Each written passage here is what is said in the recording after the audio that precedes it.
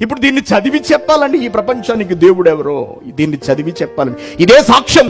యెహోవా ఏ దేవుడు నిరూపించడానికి సాక్ష్యం బైబిల్ గ్రంథం. యేసుక్రీస్తు గారు దేవుని కుమారుడు నిరూపించడానికి సాక్ష్యం బైబిల్ గ్రంథం. బైబిల్ గ్రంథం. దేవుడు మన చేతికిచ్చిన ఈ గ్రంథాన్ని చదవండి. ఇది ప్రపంచాన్ని సంస్కరించే గ్రంథం అయినప్పుడు క్రైస్తవులను మనల్ని సంస్కరించలేదా ఈ గ్రంథం? క్రైస్తవ్యంలో మూఢనమ్మకాలను మనం పెట్టుకుంటున్నామే. సమాజంలో పేరుకుపోయిన ఈ దురాఘాతాలను అడ్డుకట్ట వేయాలని మనం అనుకుంటున్నామే. ఎందరి బ్రతుకులను బైబిల్తో మార్చాలి అని మనం అనుకుంటున్నామే. ఎందరి జీవితాలను వెలిగించాలని మనం తాపత్రయపడుతున్నామే. మరి ఈ బైబిల్ గ్రంథంతో ఆ శక్తి దీనికి ఉందని చెబుతున్నామే. ప్రపంచ ప్రప్రథమ సంఘ సంస్కర్త యేసుక్రీస్తు అనే మహానుభావుడు అనే విషయాన్ని మనం నేర్చుకుంటున్నామే. అటువంటప్పుడు ఈ గ్రంథాన్ని చేత కలిగిన మనల్ని మనం సంస్కరించుకోలేమా?